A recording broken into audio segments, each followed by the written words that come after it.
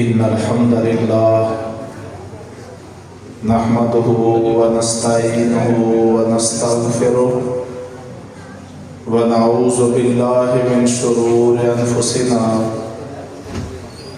ومن سيئات أعمالنا من يهده الله فلا مضل له ومن يضلل فلا هادي له أشهد أن لا إله إلا الله وحده لا شريك له وأشهد أن محمدا عبده ورسوله أما بعد فإن خير الحديث كتاب الله وخير الهدي هدي محمد صلى الله عليه وسلم وشر الأمور محدثاتها وكل محدثة بدعة وكل بدعة ضلالة وكل ضلالة في النار.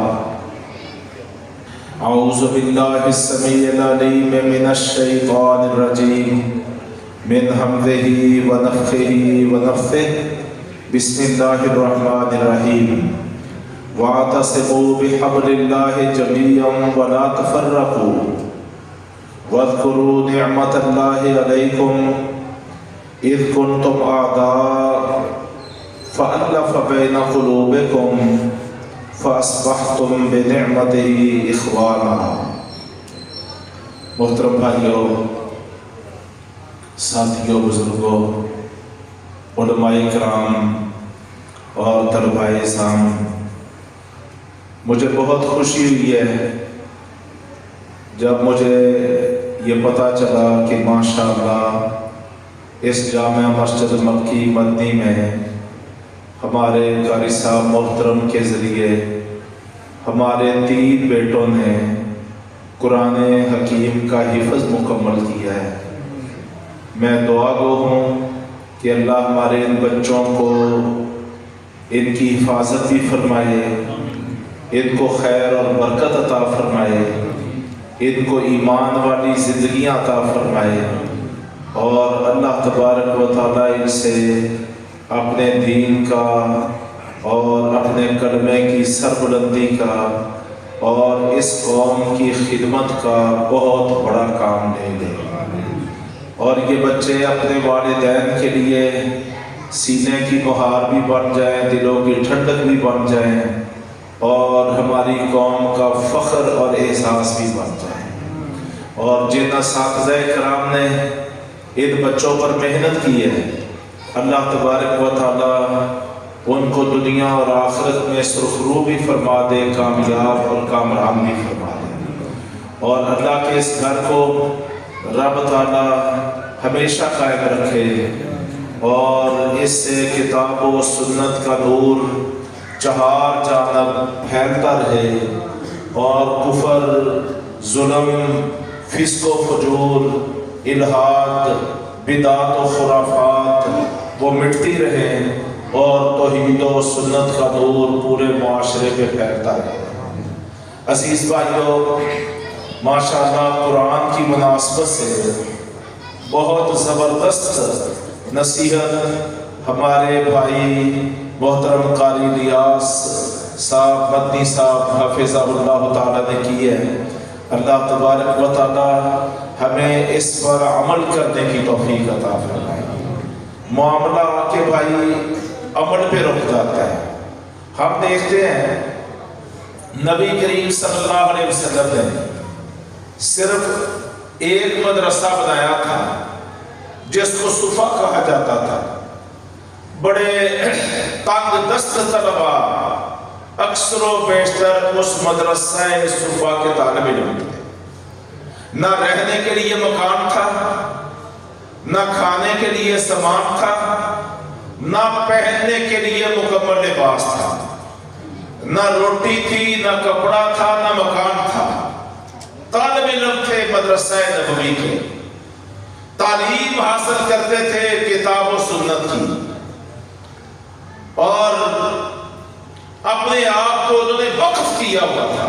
ایک ادارہ، ایک مدرسہ، چٹائیوں پہ لیٹنے والے، پتھروں کو سرہانہ بنانے والے، پیبند لگے کپڑے پہننے والے، بھوک جب ستا دیتی اور وجود عاجز آ جاتا تو وہ کیا کرتے تھے؟ پیٹ پہ پتھر باندھ لیتے تھے۔ اس مدرسے کے طالب علم پاؤں میں جوتے نہیں ہوتے تھے، پاؤں میں جوتا نہیں ہوتا تھا، جب جوتے ناپید ہو جاتے، ان کی طاقت سے باہر ہوتے تو وہ شکوہ نہیں کرتے تھے۔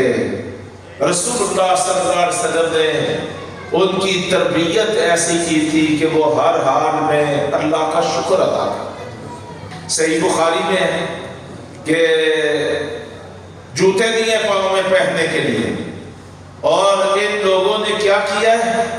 مدینے کے گلیوں کوچوں میں جو پھٹے پرانے کپڑے جن کو ہم چیتھڑے یا ٹاکیاں پنجابی میں کہتے ہیں، وہ اپنے پاؤں پہ لپیٹ لیے اور اللہ کے کلمے کی سربلندی کے لیے اللہ کے رسول کی قیادت میں پاؤں پہ جوتے کی جگہ ٹاکیاں لپیٹ کے وہ اللہ کے راستے میں نکلے جا رہے ہیں۔ ایک ایسی جماعت، ایسا طالب علموں کا مجموعہ جو محض پیٹ کی خاطر نہیں سوچتے تھے، وہ اللہ کی خاطر سوچتے تھے۔ ان کی ساری زندگی کا منتہائی نظر کیا تھا؟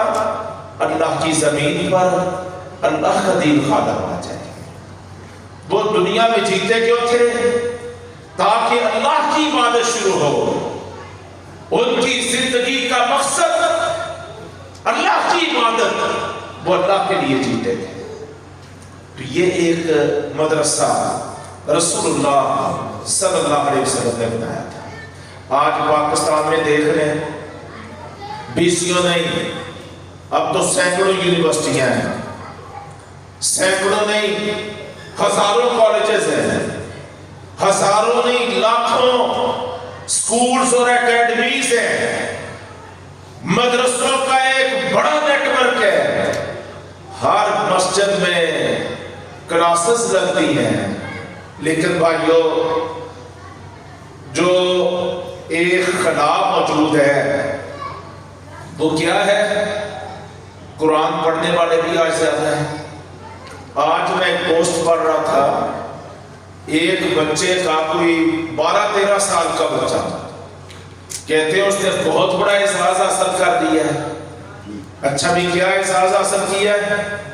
کہتے ہیں اس نے ایک رکعت میں 30 پارے مکمل قرآن ایک ہی رکعت میں پڑھ دیا۔ اچھا، صحابہ نہیں اتنا پڑھتے تھے، صحابہ نہیں ایسے پڑھتے تھے، نہ اللہ کے رسول نے اس کی اجازت دی ہے، ٹھیک ہے۔ حضرت عبداللہ بن عمر بن عاص یہ سب سے زیادہ عبادت گزار تھے صحابہ میں۔ اگر تمام صحابہ میں سب سے زیادہ عبادت گزار دیکھتے ہو تو فاتح مصر، جنہوں نے ملک مصر فتح کیا، سیدنا عمر بن عاص رضی اللہ عنہ، ان کے جو فرزند تھے نا، عبداللہ بن عمر بن عاص، یہ سب سے زیادہ عبادت گزار تھے۔ شادی ہوئی ہے، وقت گزر رہا ہے، دن ہفتے مہینے گزر رہے ہیں، تو شادی ہو گئی ہے، اتنے عبادت گزار سارا دن روزہ رکھتے ہیں اور ساری رات کیا کرتے ہیں؟ قیام کرتے ہیں۔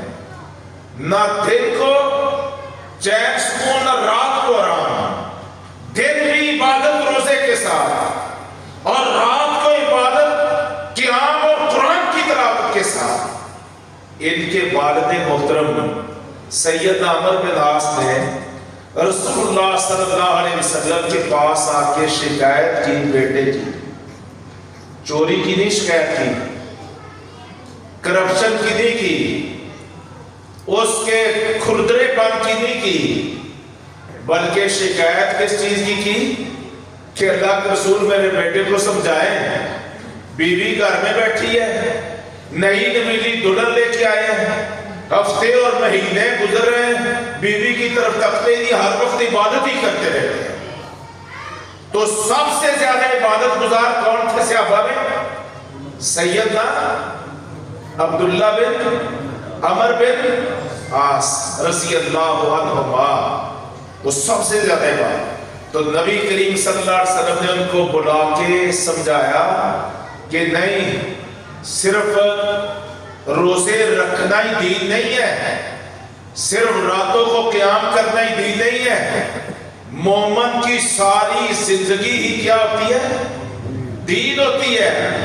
جب ایک بندہ پڑھ لے لا الہ الا اللہ محمد رسول اللہ اور اپنے آپ کو پورا اسلام میں داخل کر لے تو پھر اس کا اٹھنا، اس کا بیٹھنا، اس کا سونا، اس کا جاگنا، اس کی تجارت، اس کی معیشت، معاشرت، اس کی شادی، اس کا بیاہ اور اس کا کھانا کھانا، اس کا پانی پینا، اس کا بیوی کے ساتھ اکٹھے ہونا، اس کا بچے پیدا کرنا، اس کا محنت مزدوری کرنا، اللہ رب کریم کے ہاں مومن کی زندگی کا پل پل، لمحہ لمحہ، ایک ایک سانس، ایک ایک قدم، ایک ایک پل جو ہے وہ اللہ تبارک تعالیٰ عبادت میں لکھ دیتا ہے۔ ساری زندگی عبادت بن جاتی ہے۔ تو قصہ مختصر بھائیوں، آج جتنے مدرسے ہیں، میں نے عرض کیا کہ رسول اللہ صلی اللہ علیہ وسلم کے دور میں نہ اتنے مدرسے تھے، نہ اتنی یونیورسٹیاں تھیں، نہ اتنے کالج تھے، نہ اتنے اسکول تھے، نہ اتنی اکیڈمیز تھی، نہ اتنے اساتذہ تھے، نہ اتنے ٹرینر دینے والے تھے، نہ اتنے وسائل تھے، نہ اتنی سہولتیں تھیں، کچھ بھی نہیں تھا۔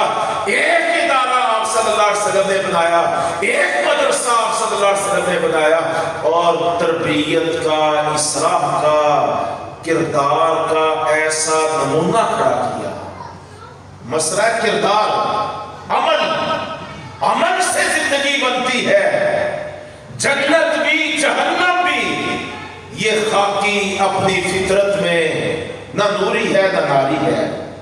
تو رسول اللہ صلی اللہ علیہ وسلم نے جو لوگ تیار کیے تھے نا، وہ عمل اور کردار والے تھے۔ آج ہمیں بھی دعا کرنی ہے کہ یا اللہ ہمیں عمل اور کردار بڑا مسلمان بنا دے۔ تو کیا تیار ہیں اس کے لیے؟ کون کون تیار ہے؟ ماشاءاللہ، اللہ آپ سب کو جزائے خیر دے۔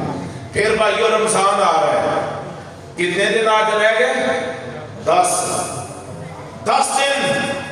11ویں دن انشاءاللہ ہم روزے سے ہوں گے۔ اللہ صحت بھی دے، سلامتی بھی دے اور توفیق بھی دے۔ تو وقت آ گیا ہے، جب کمزوریاں واقع ہو جائیں نا تو ادارے کیا کرتے ہیں؟ اپنے لوگوں کی ٹریننگ کرتے ہیں، ورکشاپس کرتے ہیں، ان کی تربیت کا اہتمام کرتے ہیں، ان کو سبق کی دہرائی کرواتے ہیں، ریویژن کرواتے ہیں۔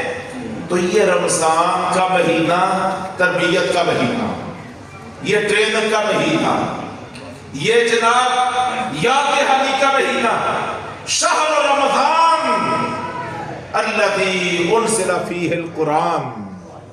یہ رمضان کا کون سا مہینہ ہے؟ جس میں قرآن نازل ہوا ہے۔ ھدی للناس، یہ قرآن پوری نوع انسانیت کے لیے ہدایت کا باعث ہے، ہدایت کا باعث۔ تو اللہ تبارک تعالیٰ ہمیں توفیق دے۔ ہم میں سے جو شخص یہ چاہتا ہے کہ وہ صحابہ کرام کی طرح ہونے کی کوشش کرے، اگرچہ ہم ان جیسے ہو نہیں سکتے، لیکن کوشش تو کرنی چاہیے نا، بھاگ دوڑ تو کرنی چاہیے نا، جد و جہد تو کرنی چاہیے نا۔ جو شخص یہ چاہتا ہے نا، تو میں اس سے یہ گزارش کرتا ہوں کہ اس رمضان کو وہ اپنے لیے غنیمت بنا لے اور رمضان میں کم سے کم ایک مرتبہ مکمل قرآن لازمی طور پہ تلاوت کرے۔ ایک قرآن 30 پارے، روزانہ ایک پارہ۔ ایک پارے پہ کتنا وقت لگتا ہے؟ جو ماشاءاللہ لہجے میں اور تسلسل میں پڑھنے والے ہیں، جن کی زبان میں کوئی اٹکن یا لکنت نہیں ہے، وہ تو 20 منٹ میں پڑھ جائیں گے، 25 منٹ میں، 15 منٹ میں، 18 منٹ میں، اور زیادہ سے زیادہ 1 گھنٹہ۔ رب تعالیٰ نے ہمیں دن رات میں 24 گھنٹے دیے ہیں یا نہیں دیے؟ اور 24 گھنٹے میں اگر ہم غور کریں تو 24 گھنٹے دن رات میں ہم اللہ کی کروڑوں نعمتیں استعمال کرتے ہیں. ایک ایک دن میں کروڑوں نعمتیں ہمارے وجود کے ساتھ، ہماری کائنات کے ساتھ، اس پورے افاق کے ساتھ، ہمارے ساتھ یعنی ہمارے مفاد کے ساتھ جڑی ہوئی اللہ کی کروڑوں نعمتیں ہیں جن کو ہم 24 گھنٹے میں استعمال کرتے ہیں، فائدہ اٹھاتے ہیں. اس رب تعالیٰ کے لیے ہم نے انشاءاللہ یہ کرنا ہے کہ ایک پارہ روزانہ قرآن کی تلاوت کو اپنا معمول بنانا، اور گھر میں بھی اس کی تعلیم دینی ہے. میری بہنیں بھی موجود ہیں، میرے بھائی اور بزرگ موجود ہیں. میں آپ سب سے یہ گزارش کرتا ہوں کہ باتیں ہم نے ماشاءاللہ نصیحتیں بڑی سن لی ہیں. اب ہم نے ایک نصاب تیار کرنا ہے، ایک نصاب. ایک مہینہ اپنے آپ کو تربیت کا حلق کے ساتھ جوڑنا ہے. کوئی تربیت کے برعکس کام نہیں کرنا، کوئی ایسا کام نہیں کرنا کہ جس سے ہماری ٹرینر ہماری تربیت میں نقص، کمی اور کوتاہی پائے. تو پہلا کام کیا کرنا ہے؟ ایک پارہ، جو ایک پارہ نہیں پڑھ سکتا آدھا پارہ، جتنی طاقت ہے ایک آپ اپنا نصاب بنا لیں، طے کر لیں کہ انشاءاللہ میں نے روزانہ اتنا قرآن اس کی تلاوت کرنا ہے. اور بہت اچھا ہو. ویسے تو سادہ قرآن، پتہ نہیں ہے کہ اللہ کیا فرما رہا ہے، لیکن جب آپ پڑھیں گے نا تو نبی کریم صلی اللہ علیہ وسلم کی یہ بشارت تو موجود ہے کہ جو الف لام میم یہ 3 حرف ہیں، فرمایا جو اتنا پڑھے گا نا اللہ تبارک و تعالیٰ اس کے نامہ اعمال میں 30 نیکیاں لکھ دے گا. اور یہ وہ حروف ہیں الف لام میم کہ ہم میں سے کوئی بھی ان کا معنی، ترجمہ اور مفہوم جانتا نہیں ہے. اگر ان حروف میں 30 نیکیاں ملتی ہیں تو آپ جتنا بھی قرآن پڑھتے جائیں گے ہر حرف میں کتنی نیکیاں ملے گی؟ 10. انشاءاللہ ہمارا بینک بیلنس بڑھنا شروع ہو جائے گا اور ہم کامیابی کی طرف پیش رفت کرنا شروع ہو جائیں گے. تو کریں گے انشاءاللہ. خود بھی کرنا ہے، اپنے گھر والوں کو بھی قرآن ہے. یہ رمضان قرآن کا مہینہ ہے. ابھی میں نے قرآن کی آیت پڑھی ہے دوسرے پارے کی، شہر رمضان الذی انزل فیہ القرآن. اور ہمارے پیغمبر صلی اللہ علیہ وسلم کی سیرت تھی، آپ کا یہ اسوہ تھا کہ آپ صلی اللہ علیہ وسلم رمضان میں قرآن کا دور کیا کرتے تھے.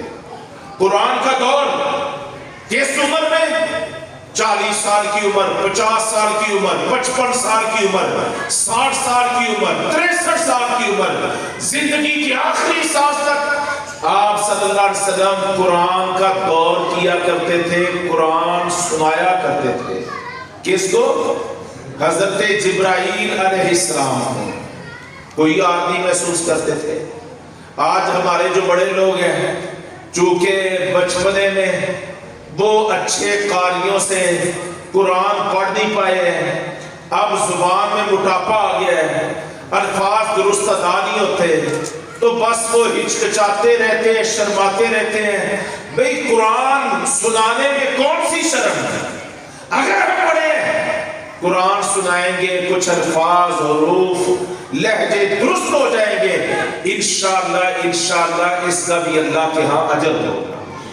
تو مسجدوں میں بھی، گھروں میں بھی، بچوں میں بھی ہمیں اس رمضان کو انشاءاللہ قرآن کا مہینہ بنانا ہے. کریں گے انشاءاللہ.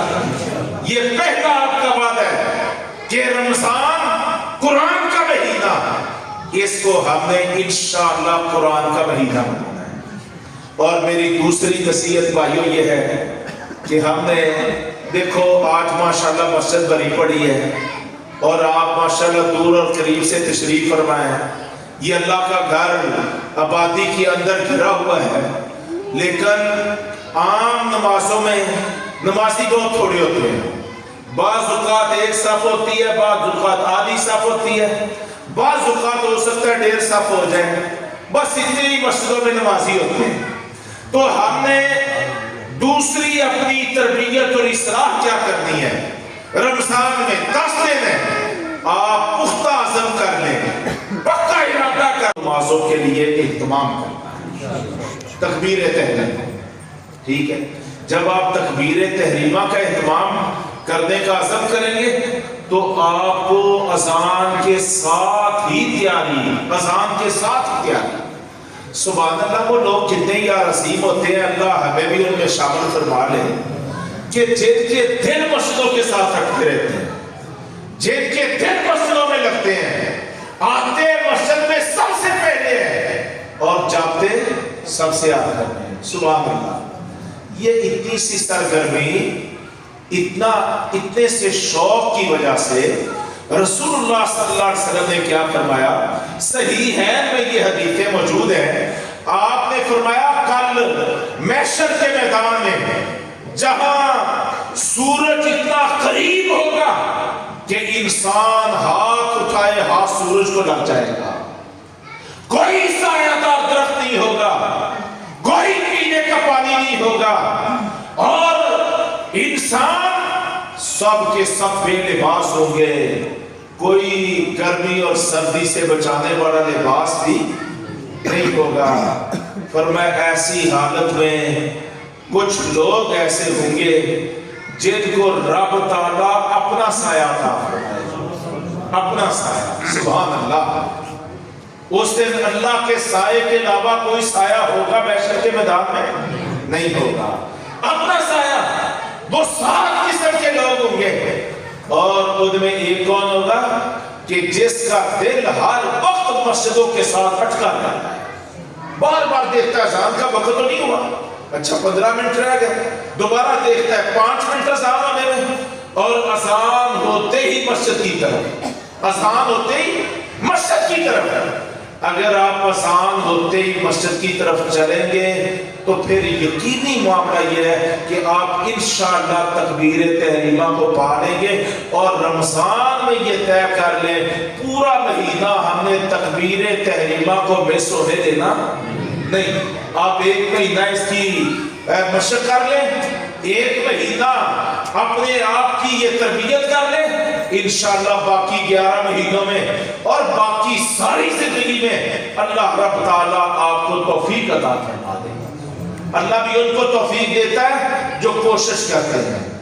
تو کیا اس کی کوشش کریں گے بھائی؟ اچھا، ایک بات سے بڑی کوشش ہو جائے گی، آپ کے لیے آسانی ہو جائے گی۔ دیکھو نا، آج کل ہمارے اوپر معاشی بوجھ بہت زیادہ ہے، بڑے معاشی بوجھ ہیں، اور بہت ہم مصروف ہو چکے ہیں، آخر پیٹ بھی تو پالنا ہے، مہنگائی بڑی ہے، معاشی بحران بہت ہیں، بجلی کے بل ادا نہیں ہوتے، فلاں چیز ادا نہیں ہوتی، اور جناب روٹی کپڑا اور مکان کا معاملہ ہے۔ یہ مسئلے ہیں، میں انکار نہیں کرتا، ہر شخص مسائل کے حوالے سے کچھ نہ کچھ پریشان ہے۔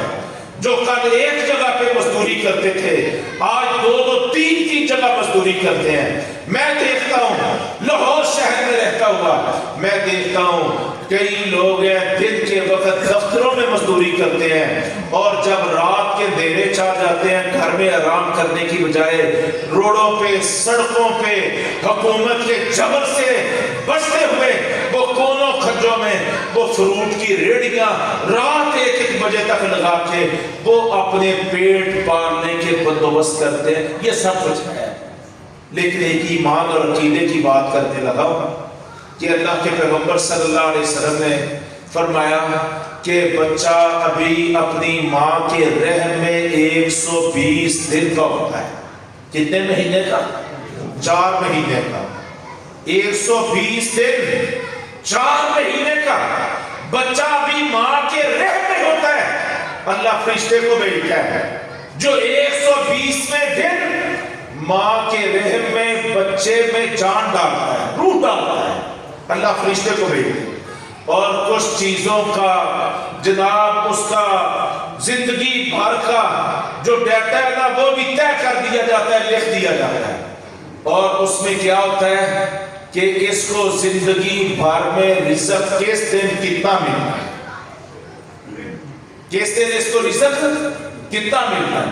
آپ 24 گھنٹے میں سونا چھوڑ دیں، آپ سب کو چھوڑ دیں، آپ 24 گھنٹے اور ساری زندگی آپ محنت مزدوری پہ لگ جائیں، تجارت اور کاروبار اور زراعت پہ لگ جائیں، لیکن ملنا آپ کو کتنا ہے جو اللہ نے آپ کے مقدر میں رکھا ہے؟ یہ بالکل طے شدہ ہے۔ تو جب ہمیں یہ پتہ ہے ہم جو کچھ کر لیں گے ملنا اور کھانا وہی ہے جو اللہ نے مقدر میں لکھا ہے۔ کتنے لوگ ہم دیکھتے ہیں کہ وہ کروڑ پتی، ارب پتی، کھرب پتی ہوتے ہیں، لیکن یہ جو ہم غریب غربے ہیں نا، ہمارا کھانا پینا ان سے بہت بہتر ہوتا ہے۔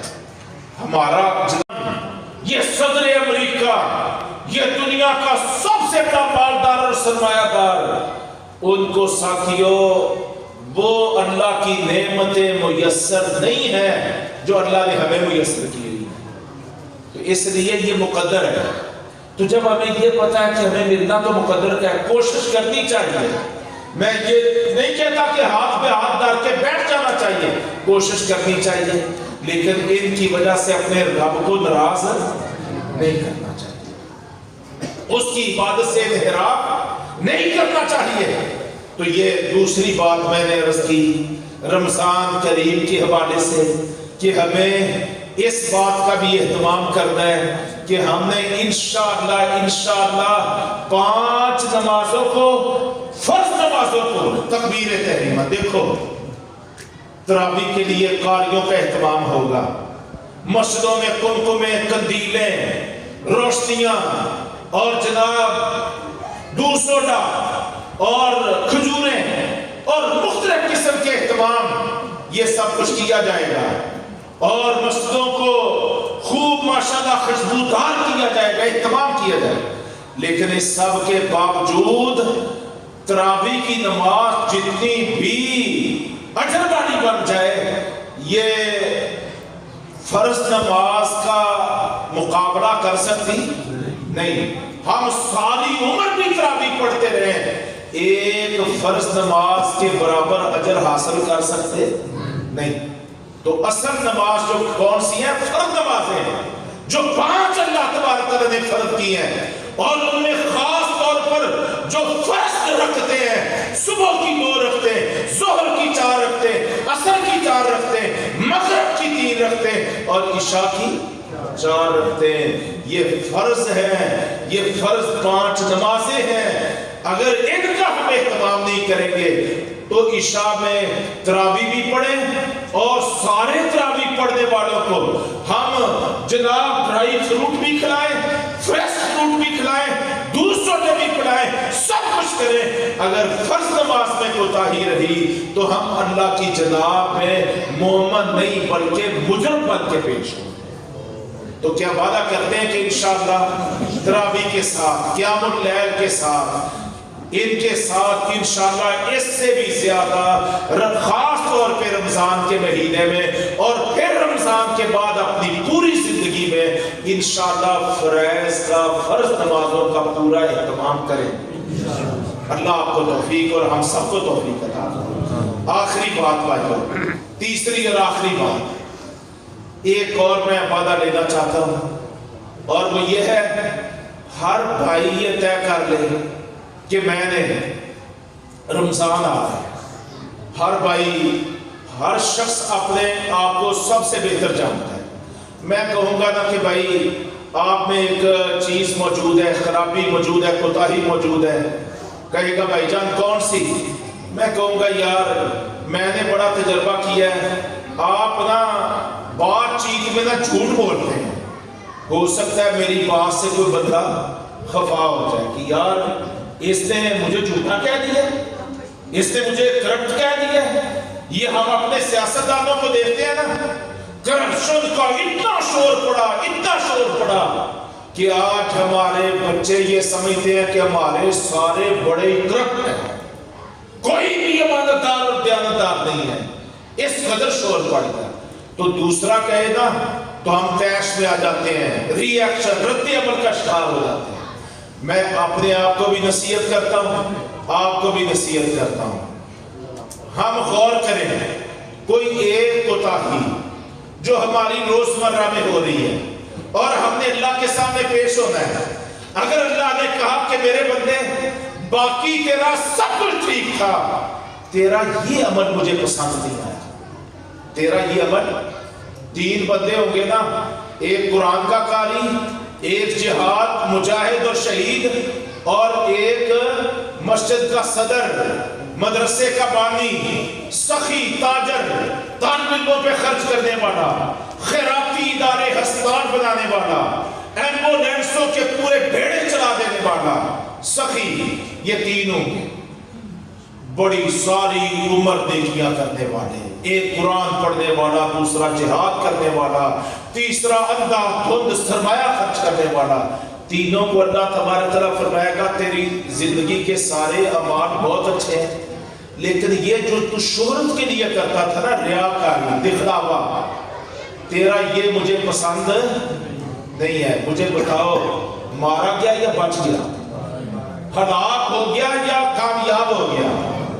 اللہ تبارک تعالیٰ نے پکڑ لیا کہ میرے بندے یہ تیرا عمل مجھے پسند نہیں ہے، نہ کوئی سفارش، نہ کوئی رشوت، نہ کوئی چرب زبانی، کوئی وہاں پہ کام نہیں آئے گی۔ تو آج ہم یہ طے کریں انشاءاللہ ایک ایسی کوتاہی، غلطی جو روزمرہ میں ہمارے ساتھ لگی ہوئی ہے، ہم جھوٹ بولتے ہیں، ہم خیانت کرتے ہیں، ہم وعدہ خلافی کرتے ہیں، ہم بددیانتی کرتے ہیں، ہم دوسروں کی غیبت کرتے ہیں، ہم بدزنی کرتے ہیں، ہم بے پرگی اڑاتے ہیں، سنائی باتوں کو آگے فارورڈ کرتے ہیں۔ کوئی ایک غلطی، کوتاہی جس کے بارے میں ہو کہ ایسا نہ ہو کہ قیامت والے دن میرا رب مجھے پائے، اس کو آپ سوچ بھی لیں، غور بھی کر لیں۔ اپنی غلطیوں، کوتاہیوں کی ایک لسٹ ہمیں بنا لینی چاہیے، اور میں کہتا ہوں اس رمضان میں صرف ایک غلطی کو چھوڑنے سے آپ آغاز کریں کہ یہ کام نہیں کرنا۔ جب آدمی ایک قدم پیچھے ہٹے گا نا گناہ سے، اللہ کی نافرمانی سے، اس کی معصیت اور بغاوت سے، تو اللہ تبارک و تعالیٰ اس کو پیچھے ہٹاتا چلا جائے گا اور بچاتا چلا جائے گا، اور جو نیکی کی طرف ایک قدم آگے بڑھے گا تو اللہ کے رسول نے کیا فرمایا، جو قدم پہ ایک بلشت بڑھے گا اللہ پورا ایک ہاتھ اس کی طرف بڑھے گا، جو عام روٹین کی چال میں قدم آگے بڑھائے گا اللہ رب رحمان اس کی طرف دوڑ کے آئے گا۔ بات سمجھے؟ تو ہم نے اس رمضان میں جو تیسری اور آخری بات میں کہہ رہا ہوں وہ یہ ہے کہ ہم نے کم سے کم ایک غلطی، ایک گناہ، اس کو ہم نے خود طے کر لینا ہے، اس پہ پہرا دینا ہے، اس میں فیل اس پیپر میں نہیں ہونا، اور غلطی نہیں ہونے دینی۔ جو ہی معاملہ غلط ہونے لگے فوراً اپنے آپ کو کنٹرول کرنا ہے، ایک گناہ کو چھوڑ دیں۔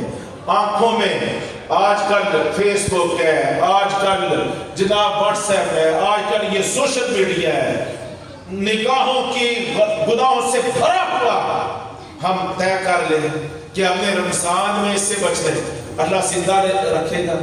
ہمارے امیر صاحب کہتے ہیں کہ سال ہو گئے میں نے موبائل کو ہاتھ بھی نہیں لگایا، تو بچے ہوئے ہیں ایسے ہمارے ملک میں، دنیا میں کروڑوں لوگ ہیں جو موبائل کو استعمال نہیں کرتے، زندہ ہیں، چلتے پھرتے ہیں، کاروبار بھی کرتے ہیں، دنیا کے حالات میں ان کی نظر ہے، کوئی وہ مار کھپ نہیں گئے، کوئی ناکام نہیں ہو گئے۔ ایک غلطی، ایک گناہ کو چھوڑنے کا عزم کر لیں، انشاءاللہ آپ ایک کو چھوڑیں گے اللہ آپ کو 10 چھڑا دے گا، آپ اللہ کی طرف ایک قدم بڑھیں گے اللہ دوڑ کے آپ کی طرف آئے گا، اور رب تعالیٰ آپ کو ان نعمتوں سے نواز دے گا، اور یہ رمضان ہماری انشاءاللہ دنیا کی عزت اور فلاح کا باعث بھی بن جائے گا، اور آخرت کی کامرانی اور کامیابی کا باعث بھی بن جائے گا۔ تو اللہ تبارک تعالیٰ سے میں دعا کرتا ہوں آج کے پروگرام کے حوالے سے، پھر میں کہتا ہوں جن ہمارے بھائیوں نے، ہمارے بھائی عرفان ماشاءاللہ اللہ ان کو جزائے خیر دے، ان کے بیٹے نے ماشاءاللہ جی ان کے بیٹے نے ماشاءاللہ قرآن حفظ کیا ہے. میرا اور علاقوں میں پروگرام تھا، عرفان بھائی نے، عثمان بھائی نے اور ان بھائیوں نے بار بار مجھ سے رابطہ بھی کیا اور کہا، تو ہم اپنے پچھلے پروگراموں کو مختصر کر کے الحمدللہ پہنچے ہیں. آپ بھائیوں سے ماشاءاللہ ملاقات بھی ہوئی ہے، اس پروگرام کو ہم نے اٹینڈ کیا، بھائیوں نے پروگرام کا اہتمام بھی کیا، دعوت بھی دی اور اس پہ خرچ بھی کیا. اور ہم دعا کرتے ہیں اللہ آپ سب کو اس کا بہترین صلہ عطا فرمائے.